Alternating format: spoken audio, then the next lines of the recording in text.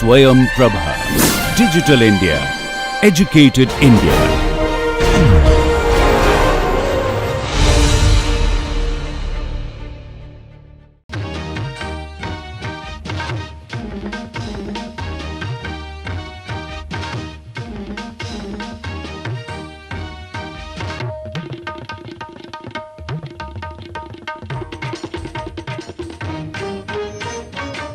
Welcome to all of you. So, we are towards the closing of this course. So, the last but one lecture is other scheduling techniques.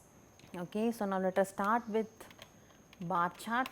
So, bar chart now and then I have discussed here and there, but we have not given a proper introduction on to what is this bar chart and what are the other varieties as well.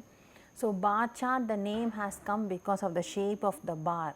The shape of the activities are shown as a bar, which is like a rectangular shape, and hence the name has come as bar. And the other name is Gantt chart because of the person who introduces bar chart is Henry L. Gantt. That is the other reason why we call this as a bar chart. It is the most frequently used tool in construction, and because of the simplicity, ease of preparation and easy understandable format, it is very widely used. Even today, many construction firms are very happy in showing a bar chart representation. Okay. Now, let us take this example. Okay. So, here if you see the x axis primarily shows the timeline. So, these are all the duration in weeks, okay, and the y axis primarily this is duration in weeks, okay, and the y axis shows the list of activities. For example, site preparation, it starts from 0, it takes till 3 weeks to finish, okay. After the site preparation is over, footings starts and it take another 4 weeks to finish, okay. So, like this the bar chart representation goes on, okay, and then foundation, temporary electric service can start in parallel. After the site preparation we have water and sewer tap, then after foundation we have soil treatment, after then we have framing, so then masonry wall. So, this is primarily a structure built as an architectural structure built for the construction, okay.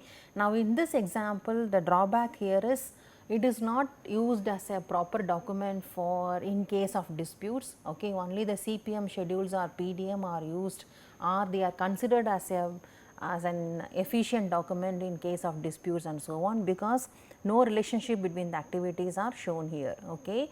And the other problem is sometimes you also, when you are updating on maybe some activities have slipped or extended and so on, it is very difficult for somebody to update on the activities unless you know the predecessors and successors relationships, okay, because network as such will not help you to do that, because there is no relationship shown between the activities. Okay. Now, this x axis I have told, y axis also I have told, it is a list of activities, x axis shows a timeline, and the length of the bar represents the duration of all the activities, okay. That is the main significance of the bar chart. So, it is a visual or a graphic 2D representation, it has only two axes, x and y axis of a project activities, and the sequence on a time scale bar with no links generally shown between the activities. There are other varieties which shows, but the conventional bar chart will not show any relationship between the activities. Okay.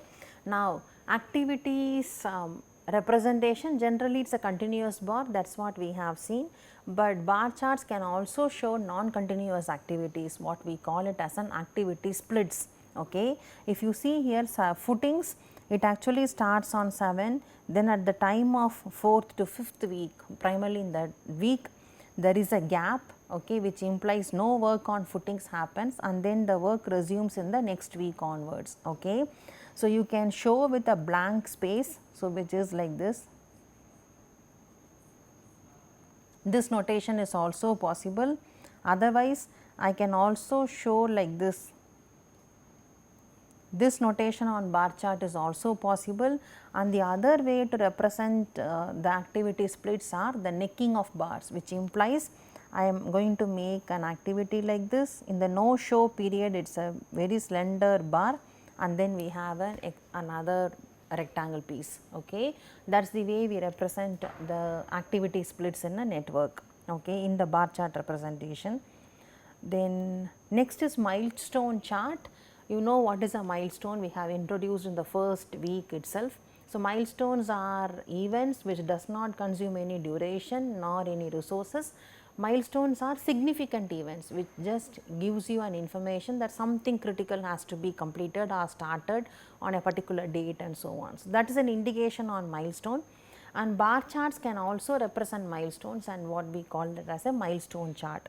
So, this example you remember very well. This was a development of a computational laboratory, and there we talked about milestone planning and so on. Okay. So, primarily when the agenda is to set up the laboratory for January 2020 teaching session, then everything from the all activities regarding the computer setting up laboratory has to be completed before December end. Okay. That is the plans actually. This is broken down into 4 quarters. Okay. Now, if you look at this, so primarily if you go from the last, so software procurement, software installation, and then training has to be done, then only you can start the lab sessions. Okay. Training for the tutors, staff, faculty, whoever you want on important softwares are required. Now, software procurement, I have marked a milestone here. This talks about the class oriented software procurement. When we discussed on this problem, we discussed there were 2 things, 2 classifications. One is primarily for large number of users for class teaching, and other one is few users who use those software only for research purposes. Okay. So, now for the class teaching, so there were few software, and this procurement has to be finished somewhere in the first week of December. Installation has to be over in the second primarily in the third week of December. That is the indication I have given. Last week primarily we can plan for training, so that the entire lab can start by functioning by Jan. So, there are some milestones, and these milestones can be used in the bar charts also. Okay. Now, coming to next, hierarchical bar chart. So, this example you are familiar with is a hypothetical example.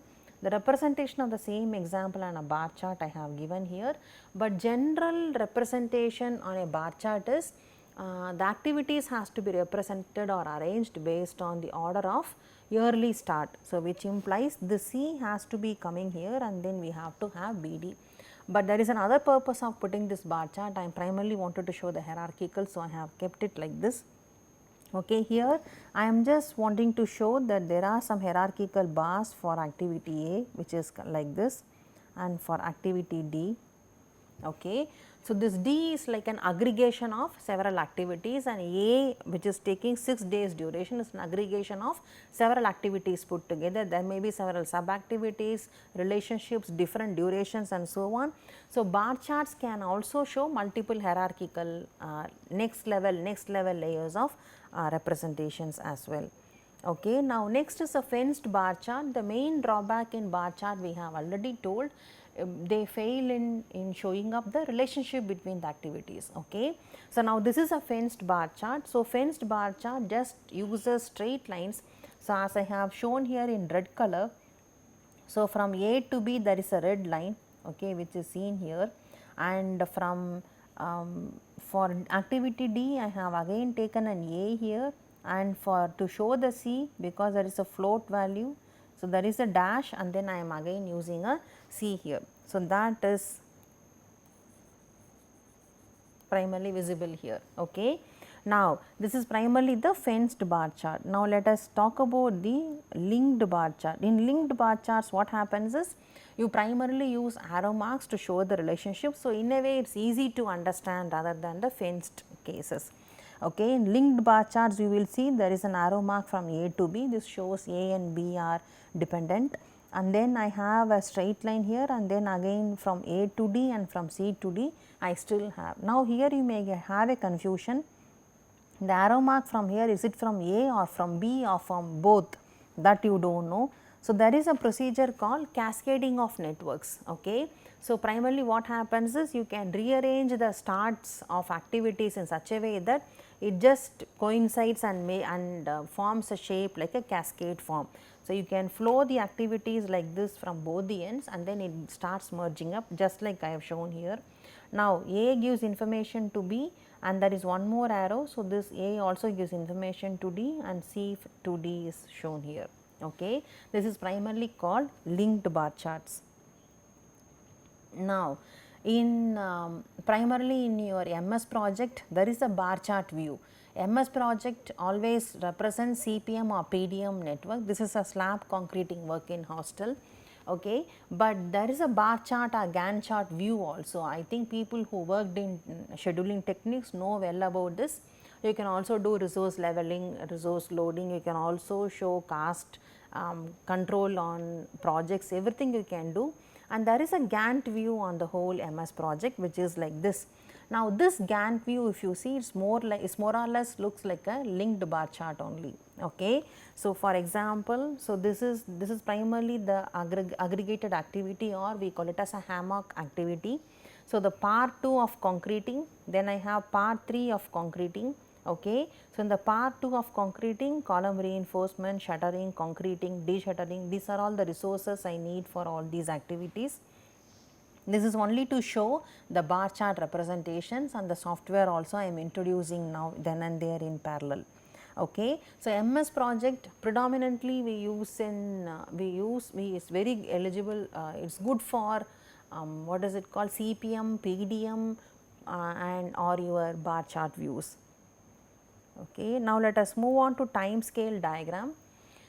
So, I have a small example. Time scale diagram is very simple. The representations of a network schedule. So, primarily it is a CPM schedule. Representing a CPM schedule on a time scale is primarily what we call it as a time scale network diagram. Okay. In a way we call it as a AOA representation on an time view. Okay. Because only on activity on arrows you represent the activities on the arrows. So, it is just combining like bar chart and AOA views on to the time scales. Okay. So, this is a bar chart which you obviously know. Okay, sorry, here also mistake, C has to come here. Okay, now this is a AOA representation. So, I have activity A and C are in parallel. Okay, they starts in parallel. This is activity AOA representation. And after activity A, B starts, and after A and C, D starts. With the help of a dummy, you are showing that logic representations. Now, what happens in time scale diagram? This is a time scale diagram. The same relationship I have shown 0, 5 and this is 10 and this is exactly 11 here. Okay. Now, if you want, you can arrange all the critical activities on the bottom and the non-critical activities on the top, or you can rearrange it in your own form. Okay. Now, activity A is shown here. Okay. So, which is like this. This implies A takes from 0 till this is till 6. Okay. Now, if you see here C is starting till here, it is less than 5 still here. So, this takes a 4-day duration, and B takes a 2-day duration, which is shown here, and after A and C is also shown with the dotted lines. I am having here 2 links are coming in. So, this is activity D, and this is an activity D relationship and is shown on a time scale view like this. Okay. So, this is all about on a time scale diagram, and purpose of using, so only few people use this time scale diagrams because bar chart is very convenient for people with the linked bar charts. Okay. Now, the next technique we are just moving on. So, if you look at the history also, let us see, first bar charts came in existence, and then your network schedules on AOA first came, then AON. So, after then little later only PERT, PDM all came in existence. Okay. PERT is the expansion for PERT is program evaluation and review technique. PERT was developed mainly to assist in uncertainties in duration. In CPM schedules, if you see, the duration is always deterministic. What do I mean by that is, the activity duration for any activity, duration which consumed by any activity is always given in single number, deterministic number, and there is no uncertainty in the duration on CPM networks and all. In PERT, what happens is it allows uncertainty. So, primarily the uncertainty is covered in 3 forms. Okay. 3 time estimates are given. One is optimistic time, then most likely and the pessimistic time, and because of this uncertainty this PERT is also used for doing probabilistic estimation on critical paths, subcritical paths or project completion time. It can also help you to judge or estimate on the probability completion on any activity and so on. So, now let us see optimistic time. So, it is the shortest possible time for completing an activity if everything proceeds as planned without any problem. Okay. So, if everything proceeds as planned without any problem, and here the activity is performed under ideal conditions. Okay. No breakdowns, no delays, no waiting for anything, engineers come, laborers come, everything is starting in time. So, such a short time for completing an activity, what we call it as an optimistic time. Okay. Most likely time, it is a time for completing an activity under normal conditions. So, in this case the conditions are not ideal, minor mishaps may happen here and there. For example, laborers always come 10 minutes late, that happens on almost on all the days of the execution. So, like this all normal scenarios generally happen, okay, waiting time, this, that, and the time duration for all those waiting, all it happens in the same way. The next is pessimistic time. It is a maximum time required to complete an activity under abnormal or extremely adverse conditions in which everything goes wrong. Let us assume the laborers were not even available, they could not even come to the site, it was heavy rain, this, that. So, something happened only on the particular day and it got too much of delayed. So, it is primarily the maximum time which has taken, it will not have occurred earlier days in the execution. Okay. But here this estimate does not include natural catastrophes or artificial catastrophes like fire and natural issues like earthquakes, floods, etc. It is not that pessimistic nature. Okay. So, what happens when you are having a duration estimate in 3 times, primarily the optimistic, most likely and pessimistic? What do? The activity duration in PERT you generally convert into a one time value, and then you still go on in executing the calculations just like how you did in CPM. Okay. So, the activity duration in PERT is given by TE equal to TO plus 4 TM plus TP by 6. So, the most likely time it takes the maximum number of occurrences. Okay. So, you are taking 6 times I estimate, one time on optimistic, one time on pessimistic because it rarely happens, and 4 times on the most likely and divided by 6. There is a statistic background for all this. Anyway, I am not covering all those, but only giving you the formula now. Okay. And I am not also going to talk about the project finish probabilities and so on. Now, this is a simple example I have taken. There are 6 activities in this example. So, excavation, construct foundation, erect building structure, set equipment, install MEP and roofing, and complete the finishes. Okay. So, the 3 time estimates for all the activities are given here as TO, TM and TP, and I have also calculated the TE. Okay. TE I have calculated with the formula TO plus 4 TM plus TP by 6. So, which implies for our excavation 12 plus 4 into 14 plus 16 by 6. So, I got this as 14, 7 plus 4 into 10 plus 13 by 6, this is 10, 15 plus 4 into 18 plus 21 by 6, this is 18, and the IPAs for all these activities are also given. Okay. Now, if you look at textbooks earlier to 1990s, 2000 even, you will find most predominantly PERT networks are always shown on AOA, okay, activity on arrow networks. But after then researchers said you can use any form of the notations, either AOA or AON. So, I have shown it in AON network. Okay. So, as I told you, the 3 time estimates primarily you are going to convert into one time estimate, the TE values, expected time for completing an activity, and if you are working on AOA you will still calculate early event times, late event times, slack, and then you will find the duration. If you are doing it on AON, then you will do all the float calculations just like your early start, early finish, late start, late finish of activities, and total float, free float, just like how you did for AON analysis. Okay. So, just to recollect your memory, so I am going to work it out. So, this is a AON network. So, A is the starting activity, after A I have to do B, and after B I have to do my C and my D, Then after C and D is my activity E, then my activity F. Durations are all dumped. Okay, C is 18, D is 29.5, this is 9, 7 I have written. So now this is forward pass I am going to do. So this is 0, 0 plus 14 is 14. So this is 14, 14 plus 10 is 24 here. So this is now 24, this is also 24. Okay. So now if you add, so this becomes 0.5, 13, 1, 53.5. Okay. Now here it is 12, 1, 42. Okay. Now back so E is early start of activity E is maximum of early finish of these two activities. So this is 53.5, 53.5 plus 9 becomes 62.5. So now this is 62.5 and then this is 69.5. So now working backward pass, which is the late starts and late finishes. So this is 69.5. Okay, 69.5 minus 7 is 62.5. So this is 62.5. 62.5 minus 9 is 53.5. So this is 53.5 and this is also 53.5. 53.5 minus 18 is so this is 0.5, this is 5, 4 minus 1 is 3, and what about here? So this becomes 0. So 13 minus 9 is 4, this is 24.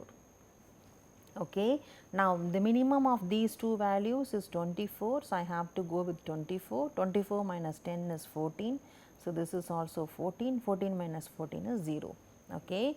Now if I want to do the total float calculations, I am going to change my pen color now. Okay. So 0 minus 0 is 0. Okay. 14 minus 14 is 0. 24 minus 24 is 0, and 53.5 minus 53.5 is 0. 62.5 minus 62.5 is 0. Now this is 0.5, 1, 11.5 is my total float. Now the critical path is activity A, then I have activity B, then I have activity D, and then I have activity E, and then I have activity F. Okay. So the same way you so primarily the PERT you are converting into deterministic times on expected. So T is expected time of completing an activity, and then you have to go out with the same procedure like how you did for CPM calculations. Okay. So now we have discussed so far on non-network schedules. Bar chart comes in that category. The various I would say the other updates or improvements in bar chart also we have seen. The next we saw PERT. So primarily it is close to CPM. So CPM and PERT we have seen what is the difference. So CPM, PERT, PDM also we have discussed in detail. Now let us move on into advancements in these techniques. Okay. So CPM, the other one is called GPM. Okay. GPM, the abbreviation is graphical path method. Okay. These techniques I may not be showing you duration calculations and scheduling and so on, they are not that powerful techniques, but I am just giving you an awareness that there are so many techniques available in scheduling. Okay. And you should know what are all available. So GPM is a network technique again that offers the simplest possible schedule in the shortest possible time. Okay. So the abbreviation is graphical path method. Now what happens here? So this GPM it has come after you are primarily on the CPM network only, and what happens is when you are showing your calculations on total floats, you are calculating on critical path and so on, and once the project is progressed, okay, and during the as execution period, okay, half of the project has progressed and so on, and if you want to know what has happened in the as built portion, then it is very difficult for somebody to look at the updates and do analysis on the as built portion. Okay. The GPM is a method which helps you to analyze the as built portion and helps you to identify the float places, drifts and so on. Okay.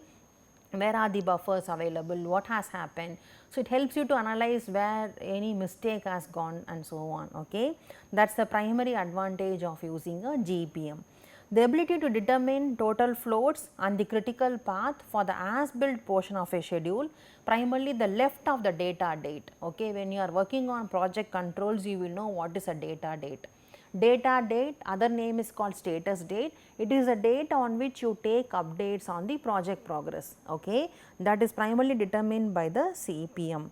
Now, CPM is widely used. Now, these are the steps I would say on the building up the GPM.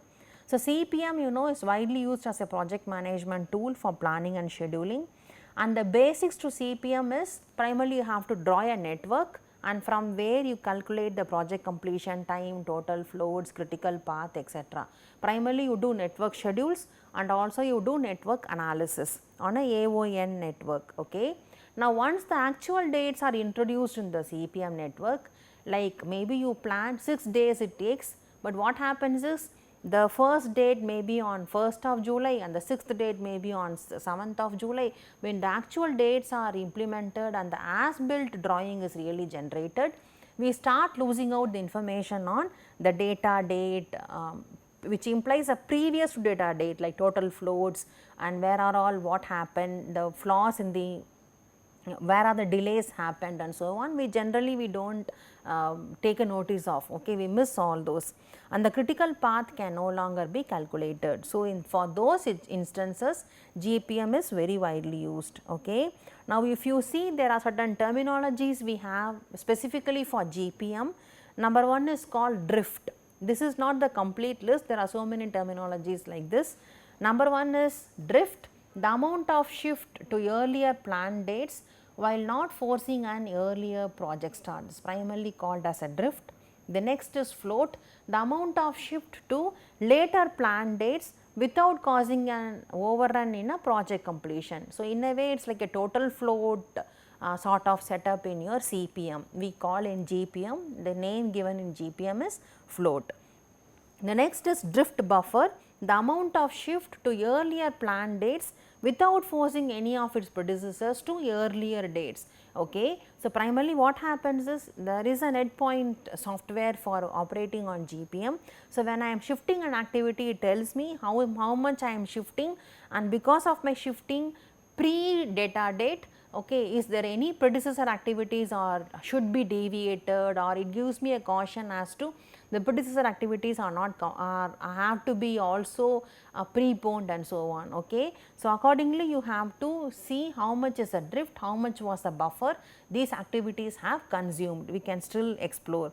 Next is buffer, the amount of shift from planned dates without delaying any of its successors from their respective planned dates. In a way it is like your free float we have in a we have in CPM terminologies. Then we also have other terminologies like offset, embed, forensic floats and so on. Okay, now let us move on, because my purpose is only to introduce these techniques to you. The next is GERT. So, GERT similar like GPM, it is an advancement to PERT. Okay, in PERT you know why we introduced PERT. PERT has come into existence only to allow uncertainties in durations. Okay. So, GERT has come developed by Pritzker.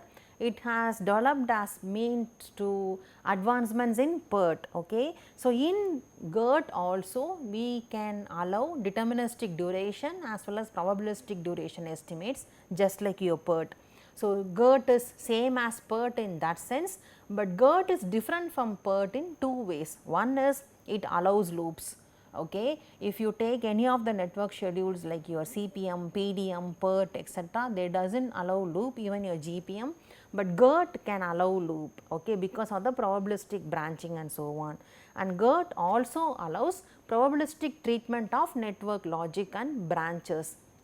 In the sense it can also have two links, and one of the link can be operational and the other one will operate only under certain situations or circumstances.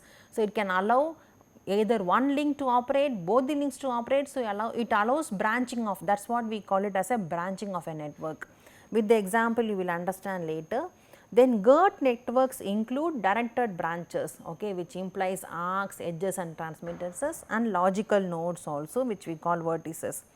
So, two parameters are linked with the branch, one is a probability time and the other one is the time taken, time required for the branch to take.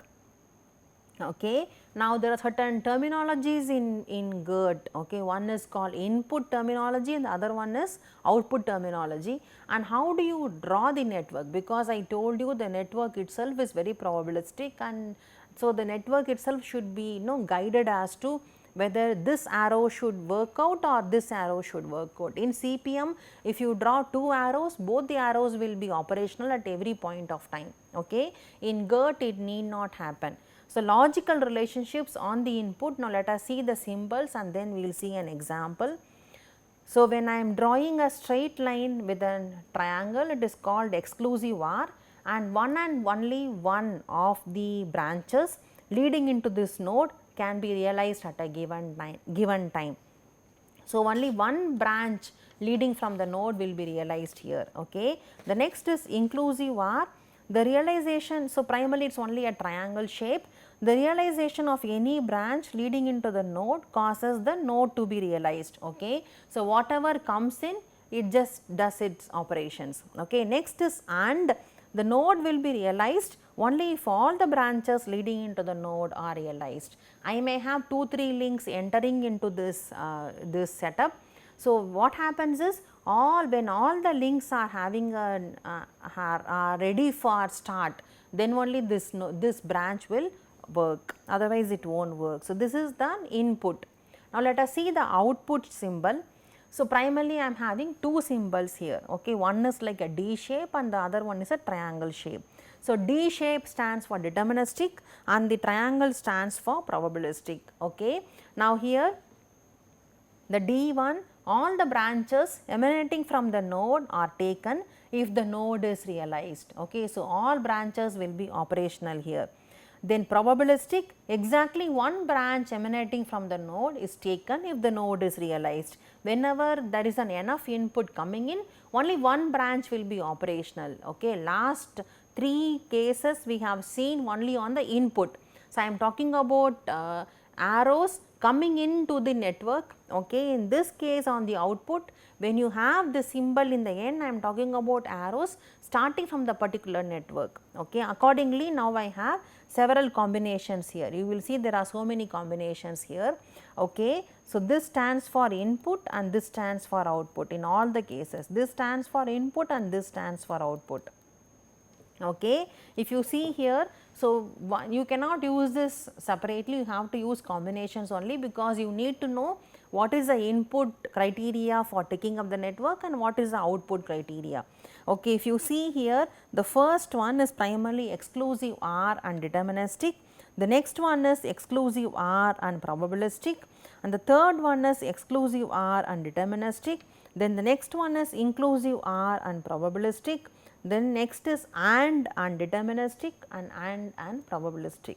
Okay. Now, let us take an example.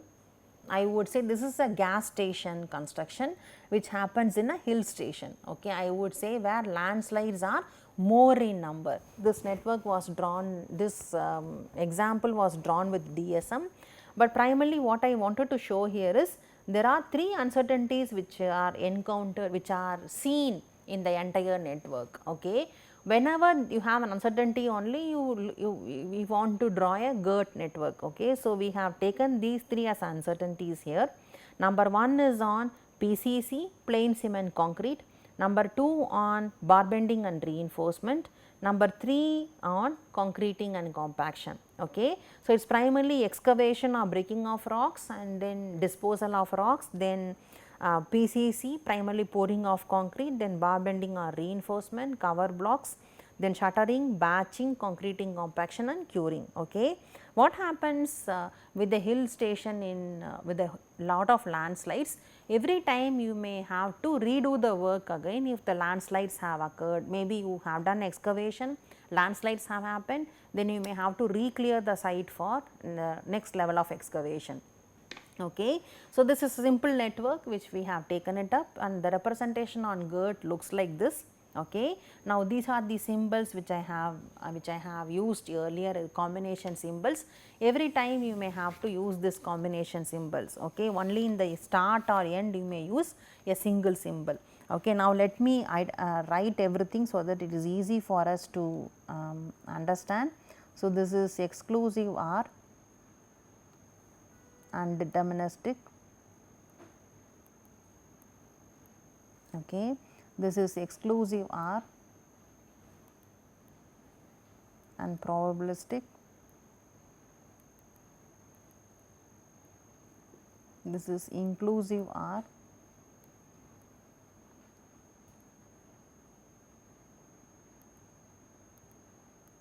deterministic. So, this is inclusive OR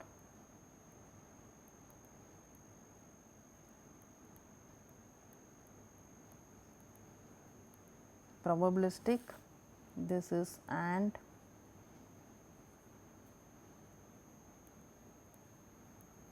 deterministic. This is and probabilistic. Okay. So, I am starting, and what shape is this? This is unprobabilistic. This has come because of the link I have in here. Okay. So, now let us start with the activity. Do not see the symbol will be operational only when the backlink works. Okay. So, I have two arrows coming in, one is excavation and site clearing, and the other one is rock breaking and site clearing. Okay. So, I have two modes, either I may have to clear up my earth by excavation, or I may have to do rock clearing also. So, there is an uncertainty coming in.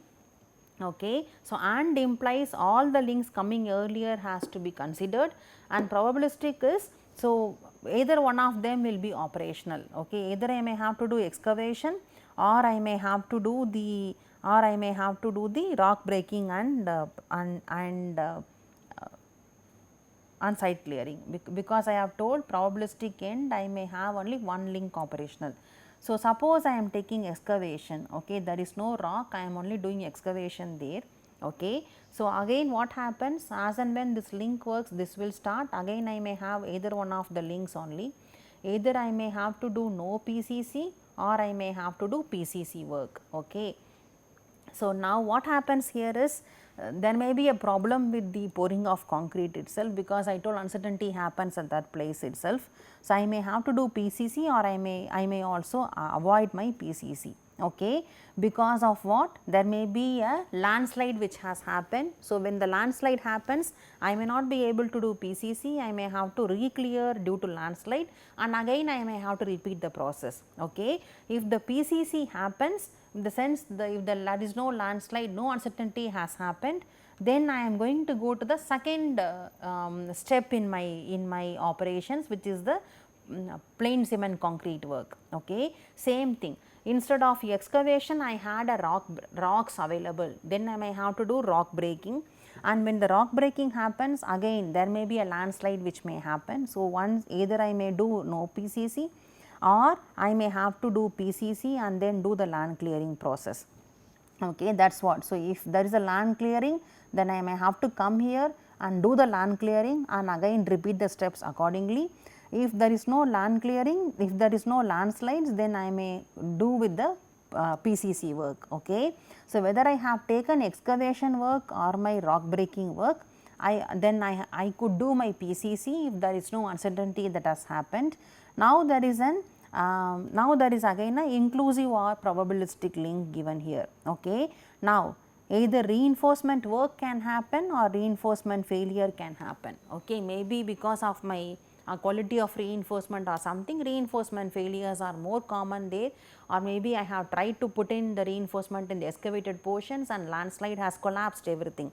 Some uncertainties can happen with the reinforcement also. In the earlier slide itself I have shown you 3 places with the study on previous projects, we have identified that uncertainties can happen on these 3 instances.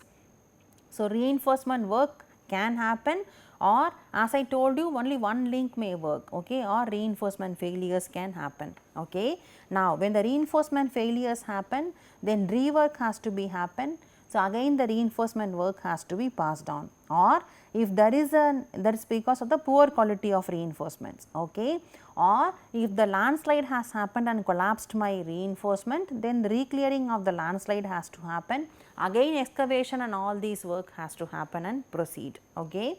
Then once the reinforcement is done, then we go on to shuttering work. Okay. This is primarily the and deterministic. For shuttering, I need the concrete line re-clearing and also the repair of the mixture or setting up mixture. So, I need all the things to be ready, and then only I have to go with my laying of concrete lines. Okay. Now, with the concrete lines, I may again have a failure. Concrete may happen because of my may happen, okay, when there is a rain or a snow, I know what precautions to take. Sometimes concreting may not also happen with the hindrances, okay. So, concreting happens and concreting has not happened. So, this is concreting without hindrance and concreting has failed because of the rain or snow, okay. Now, what happens here is, now this has gone to the target accomplished stage, okay. Now, if there is a hindrance due to local people or something, then target not accomplished, and then this network has to go in loops. When you give the probability value as to what is the probability that PCC may fail or your reinforcement may fail, according to the probabilistic values you dump in onto the network, then what happens is accordingly the durations can be calculated. But still no far has worked on duration calculations on this, but it can help you to draw the network on probabilistic branches and roots. So, this was developed by Pritzker. Okay. Now, moving on into so primarily if you have seen, we have covered CPM and PDM very much in the first few classes. Now, previous to PDM or CPM, we had the bar charts that we have discussed right now. Then we had PERD, which we missed. Advancements to CPM also we have seen GPM. Advancements to PERD is the GERD, that also we have seen. The next is your PDM relationships, and advancements to PDM we can say it is the BDM or your RDM. Okay. Relationship diagramming method and billion diagramming method are generally called as an advancements. B lines are to represent multiple relationships, and when you want to have a resource dependency shown on the network, then RDM can play a picture. Okay, these are all called advancements. Now, in the BDM network itself, if you want to represent more information, then some researchers have developed a network called continuous and point to point relationship. Okay. This was developed by Hajdu, Michaelis Hajdu, and what does he say is, I am having an activity, this is a legend with which you can understand. The legend has name of the activity and duration. So, this says activity A duration is 5, activity B duration is 10, activity D duration is 20, activity F duration is 20. Okay. And there are different types of relationships given. Point to point relation, it says primarily the first point, second point and the time gap. In your BDM you always had N1 and N2, and if you want to have N1, N2 with a time gap, then you can mark this as F, S and O. Primarily the finish, the first segment, the second segment, and then the time lead or lag. Okay. So, FSO here there was no finish to start, and there was no time lag here, no time lag here. So, after this activity is done only you have to start, but here after 1 day of activity you can give information to F and there is no wait. So, it is primarily the start, and then I have a 0. So, there is no lag here. Okay. Now, here there are also written in terms of duration and distance. Okay. So, the XM it talks about work gap and the X day it talks about time gaps. So, now when you have F0 on the arrows, it means it is a point to point relationship, and when you are having an X days or XM, it talks about time gap or the work gap, which implies continuously between two activities I am having a relationships here. When you are talking about repetitive activities in, for example, what happens is you may have, let us assume I am doing excavation with one stretch second unit, third unit and so on. And suppose if you want to maintain a continuous interval between all these segments, then I may have to maintain an it may be a time gap or it may be a distance gap. Okay. 1 meter ahead I should not keep all my equipments, and there should be a minimum clearance of 1 meter, then you can write 1 meter there, it shows a work gap. Otherwise, 1 day later the activities should progress, then throughout excavation and the second activity, then you can maintain the x day as a distance buffer. Okay. So, this technique is very helpful in showing the repetitive activities also, because what these researchers say is, in reality you may have activities with continuous and non-continuous put together. So, you need a representation which shows a non-continuous segment also along with the continuous or repetitive portion of activities. Okay. For that case this is very useful. Okay. Next is LSM. LSM is linear scheduling method.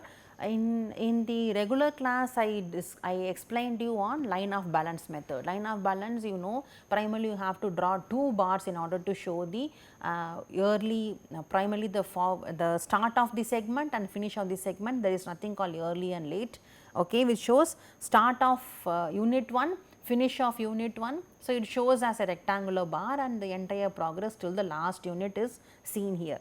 Okay. In LSM what happens is, it shows, so primarily this is a network, it shows only one horizontal line, okay, and with an inclination to the horizontal. So, primarily I have taken 3 activities A, B and C, okay, and this is the duration of the activities, and this shows a units 1, 2, 3, 4 and so on. Okay.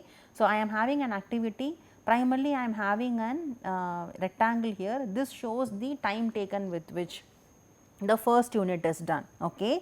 So, the first unit, when I am drawing a line, it says I am finishing it at 3 days, second unit I am finishing it at 6 days, third unit I am finishing it at 9 days and so on. So, 0 to 3, okay, 3 to 6, that is how you have to represent or interpret your LSM schedules. Okay.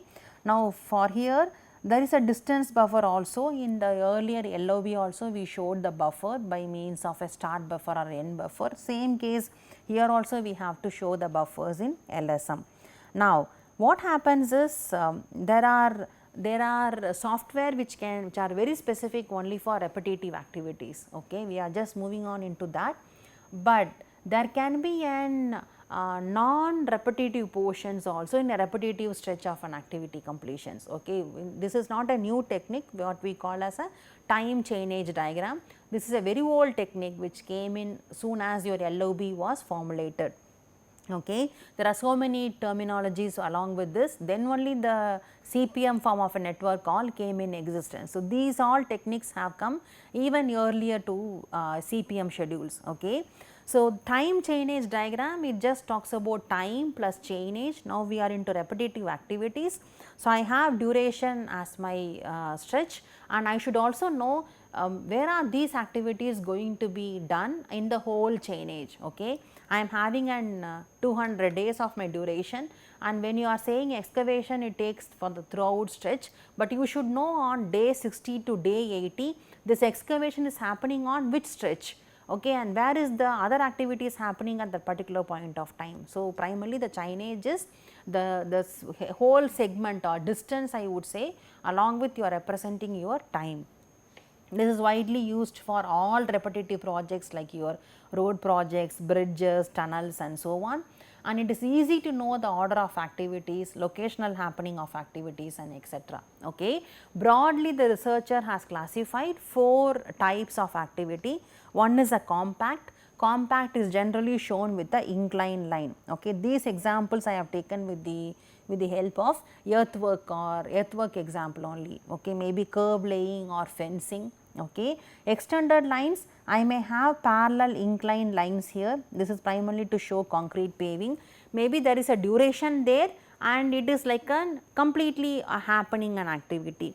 Then extensive activities are shown as blocks, for example earthwork. Okay, earthwork can be done throughout the stretch of your highway construction, okay, which you may have to show it as an complete block till the chainage is completed.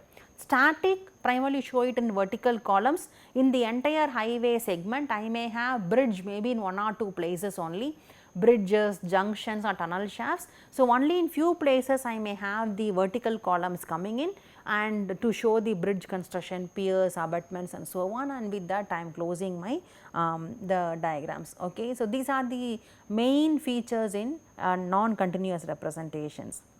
Okay. And there is a specific software which helps to show your repetitive projects, okay, what we call it as a TILOS. Okay. So, TILOS is primarily the time linkage on software. Okay. And here you see this is the same example what we have discussed earlier on highway widening project. So, I am having, so this is the snapshot on TILOS. So, I am having a March, okay, April, then May, these are all the weeks. Okay. I am starting on 10th week is somewhere in March, 11th, 12th, 13th, 14th, 15th and so on. So, these are the weeks, okay, and along with the year of representations. Okay. Now, excavation work is starting somewhere in the 12th week of the project. So, which is happening in March, okay, and it is finishing in somewhere in close to the 14th week of the project progress, okay, which is supposed to be the end of March, towards the end of March. This is the project progress week and this is your month, the relevant month on which this entire work is going on. Then excavation, embankment, these are all parallel inclined lines which shows your regular activities. Okay. If you see here, compact activities are shown generally by inclined lines, right. So, these are all your compact activities. So, first excavation, then next is embankment, subgrade, granular subbase, wet macadam mix, then I have my DBM, then this is my bituminous concrete mix. Okay. So, all these are shown, the crew connectivity is also shown for the next levels and so on, because I am sharing so many resources between the activities, which during the RDM modes we have discussed this also. Now, let us move on into see the time chainage representations on TILOS. This is again a TILOS snapshot only on the same project, wherein I have raised a bridge also to continue with my highway construction. Okay. So, these are all girders here. The girders are primarily the extensive activities which are shown like blocks and they occupy the complete chainage. Okay. Almost most of the chainage. Okay. Suppose if the entire construction is happening on bridge and highways, then you may have to show all these on girders, on extensive activities. Okay. These piles are all static portions which happens only from this particular segment to this particular segment. Here you will have a chainage also. Okay. And I have to crop it because I did not have I could not put it fully. Okay. Below this at the end I may have the chainage also, which shows 0 kilometers, 2 kilometers, 2.7 kilometers, this may be 3.2 kilometers, all these can happen and you will know. So, this from this particular distance to this particular distance I am doing my foundation. Foundation is happening from this time to this time, the second foundation is happening from this time to this time and it is happening in the month of April 3rd to 4th week. So, all these you can interpret on seeing the figure only. Okay. So, it is still a visualization diagram and also an analysis tool on repetitive construction projects, that is all about TILOS.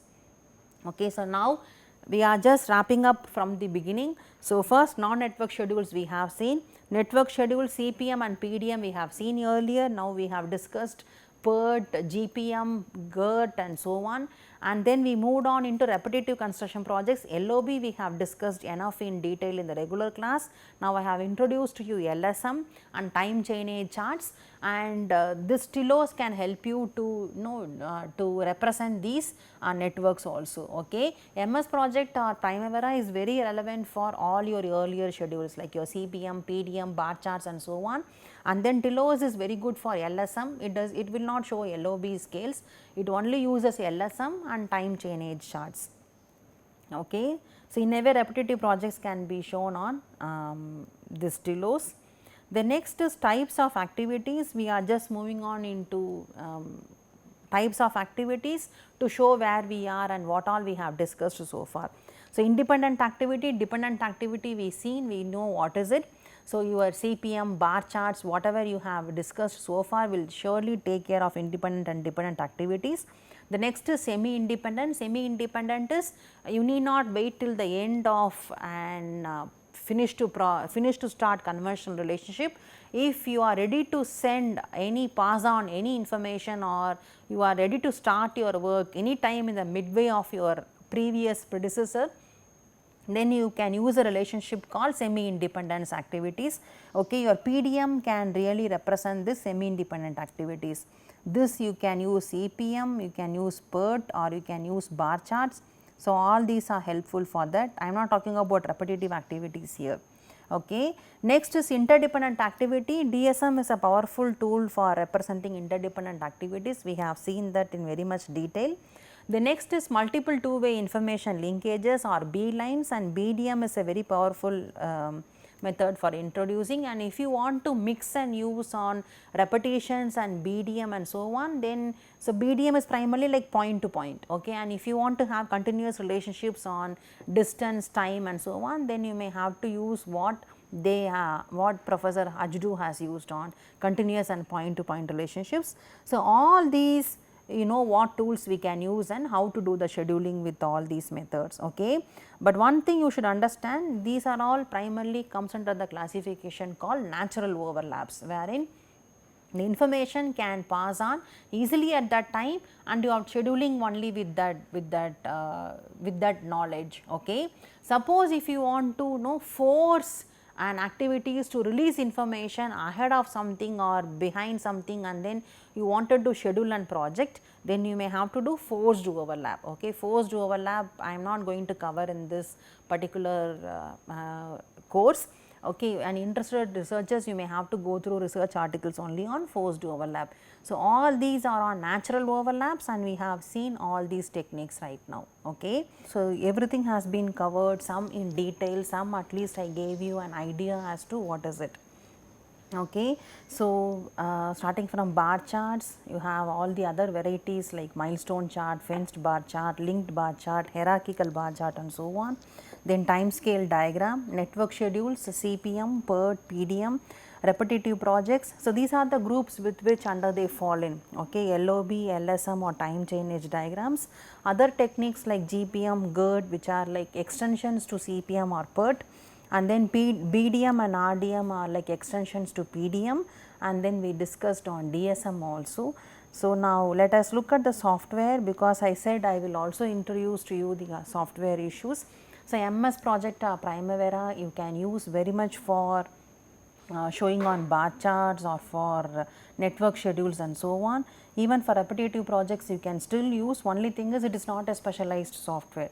So, special software only for repetitive projects you can still use Delos.